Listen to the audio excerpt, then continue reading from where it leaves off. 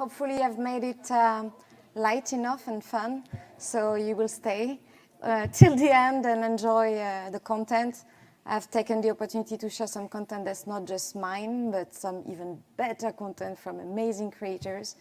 I'm Alexandra Hussenot, the CEO and founder of Immersionn. We are an immersive world publishing company, but you have to use the word metaverse these days because that's how your customers and even your investors understand what you're doing, kind of. In the background, I have spent a career in the telecommunication industry, working for Ericsson, Sony Mobile. Outside of Immersionn, I'm also the lead of Women in Immersive Technologies for the UK, which is a community of 3,000 female entrepreneurs and participants in our metaverse industry. I'm also co-chair of the Creative Industries Working Group for UK 5G, which is a government-funded community to stimulate the conversion and take-up of 5G in the UK. This year, Immersionn has had even more supporters beside our clients. We have been part of 3 accelerators. I've never done so many accelerators in my life. Wayra Telefonica, we've been part of the Mayor of London, Funding London accelerator, and now we're doing an American one called New Chip. And I think I'm done for a while with accelerators. We've worked with clients such as Huawei at the beginning, T-Systems. We're working with NEOM, which is this big future city giga project in Saudi Arabia. And we've recently started to work with some other customers in the Middle East region. That's a little bit about Immersionn. I wanted to also just show you a little bit what the product is about. So then we are done with the introduction and etc. Essentially, it's a metaverse publisher. It integrates fully with Unity, and we are having a multi-tenant capability, so we can spin this software in many instances and sell this as a software as a service product to our customers.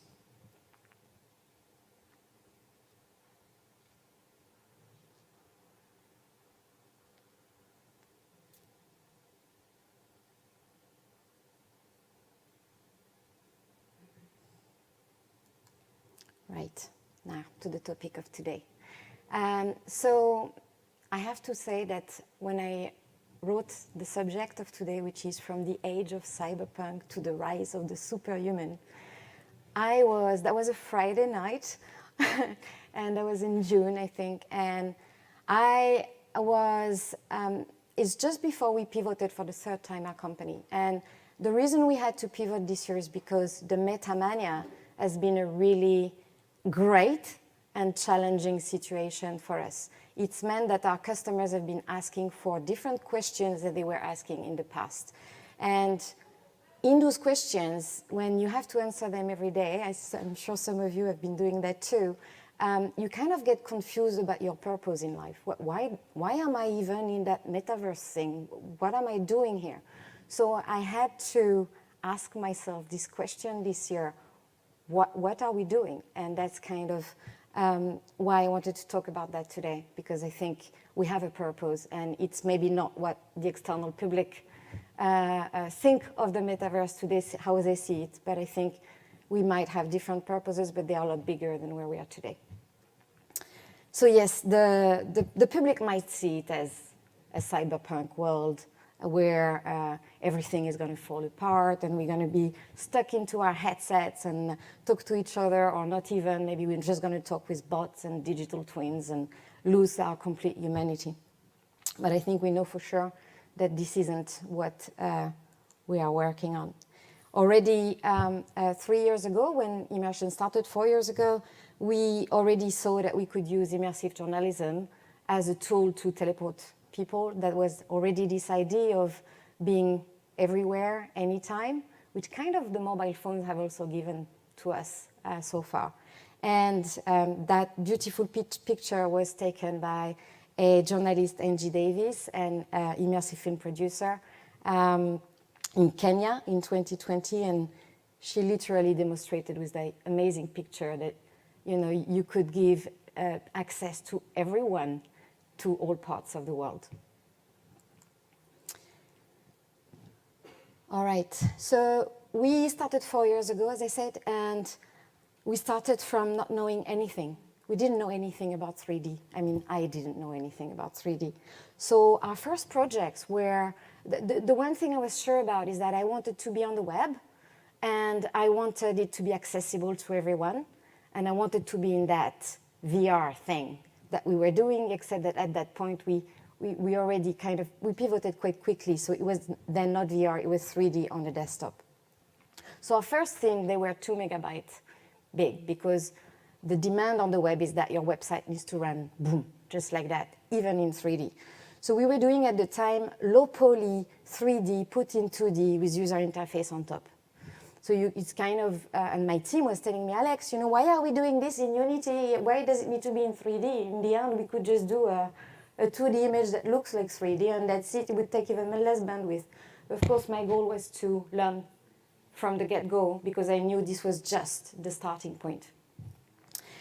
Then we evolved over the years, and we are now in 2022 at 100 megabytes per scene, and starting to work on our plan to have a scene size of 1 gigabyte.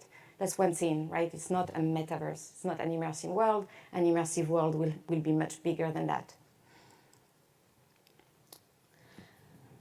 So because of my background in the telecommunication industry, I can't help but think about the correlation between the evolution of the network connectivity and the scene size we've been producing, with this idea that, yeah, maybe a scene should be less than a second big.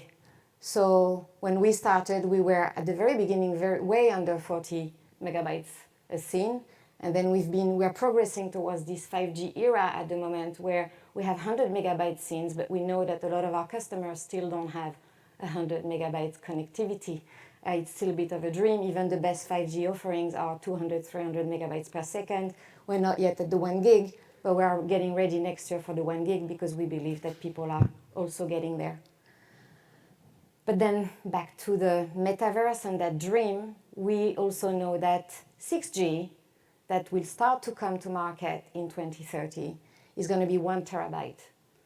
And that personally fascinates me. I don't know what you think about it, but I can't help thinking, what does it mean for us in terms of consuming the content when a scene is 1 gigabyte large?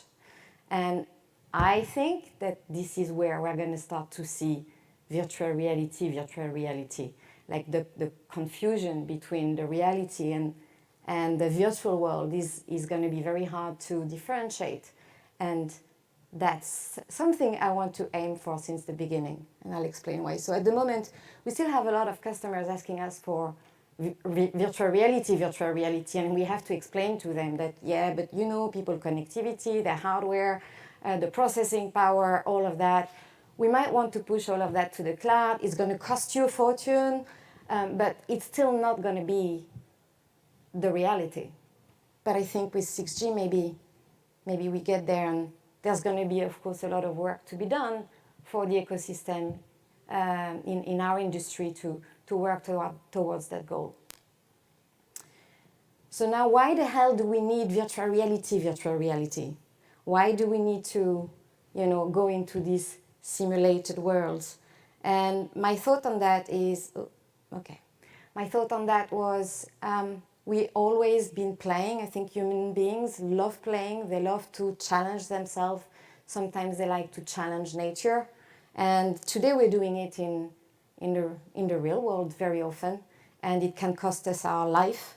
This Toreador, I was there this year, and I don't think he nearly died, but he was definitely getting very hurt by the bull.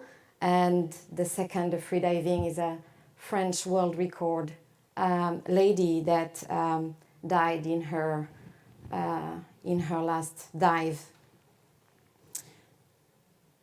So it's like we love to play games, and the real world is almost like a game already, in which we're all playing and interacting.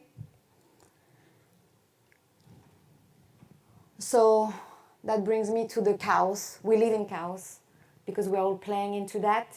We are all doing a lot of things that have an impact on others, but we really have no clue about what the impact of our actions have on everything else.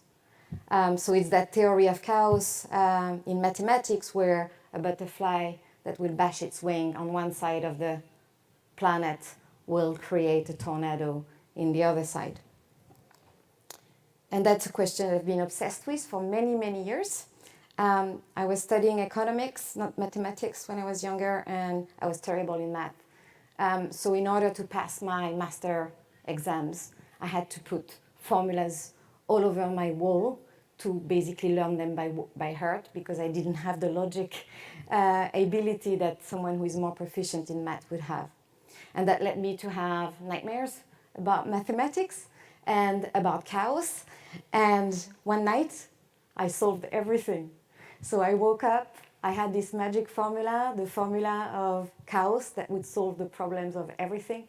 It was a beautiful formula, like Freud, some kind of thing, you know, there was like 4 letters and that's it. I picked a pen, tried to write it down on the paper, and it was gone. So I've been obsessed with that. Shit, how am I going to solve that now? And I feel that still in my work now in this sector, I'm kind of every day uncovering a little bit of that. I was so happy to find this slide made by Rev Lebaredian, whom I don't know yet, who is the Vice President of Omniverse and Simulation Technology at NVIDIA.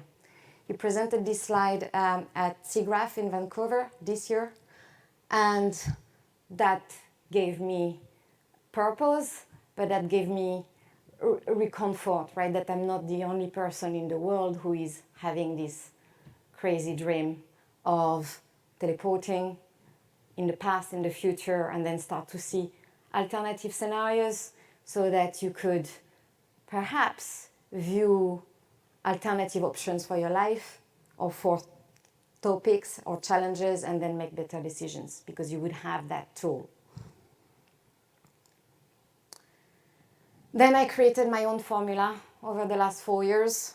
Is the superhuman formula. So I don't have the mathematical formula. I think we have in the metaverse, we have a formula that's being created, but I have a home-cooked recipe instead. And it starts from the left. I think the key essential beginning is people collaboration. You can't be superhuman on your own.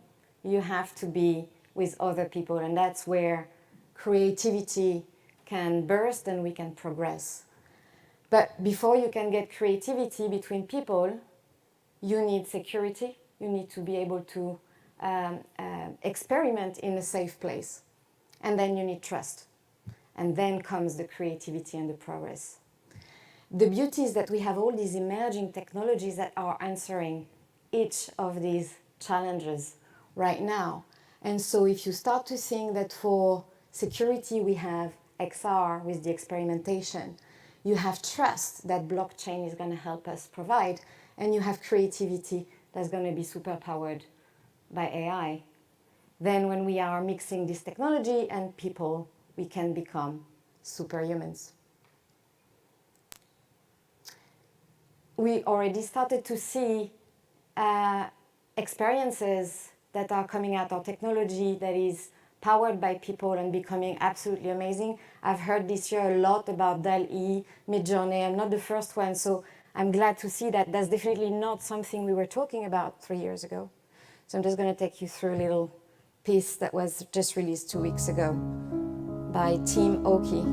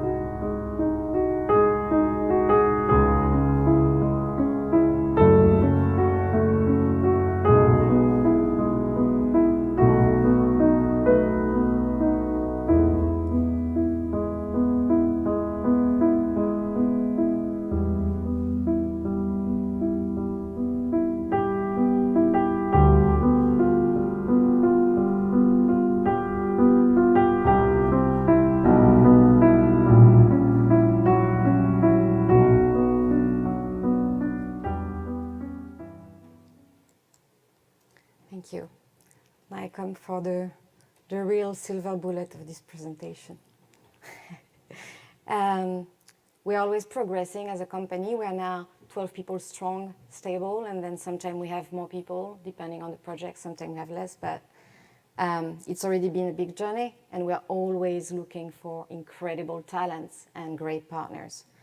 Some of the topics that I have my high interest at the moment is the ability to create scenes powered by an AI engine. This could save a lot of time in our production. So all of the creative time that where we create scenes, where instead we could teach an engine everything we know plus our creativity, and then it would go and produce thousands of them. Photogrammetry, volumetric capture for digital twin. We always have customers that want to capture a real environment that already exists, like a shop or whatever you want. This is not what we do, but however, we host this type of content. So if you are doing some of this, always feel free to come to me. I'm always looking for partners. Usually nice to have partners in different countries for these things, so you limit travel costs. And then we are going to upgrade our avatar system. We're doing R&D right now, and again, looking for partners who can help us decide and implement which one we should have. And I will almost close with one of my favorite piece of content that is mixing art, which is music, and AI. I think this is, for me, the extreme summary of what AI is going to be able to do for us in terms of enabling us to be superhumans. So I hope you will enjoy. And after that, I'll be available for drinks outside in the exhibition area. Thank you.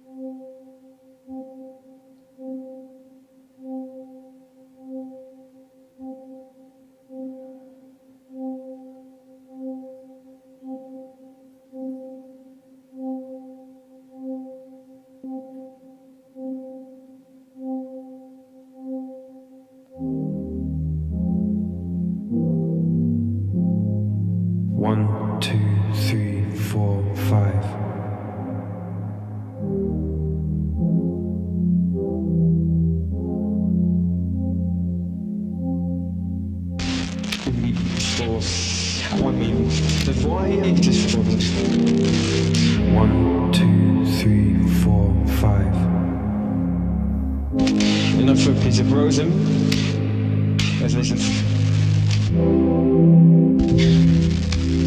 For with VDM and this exhibition just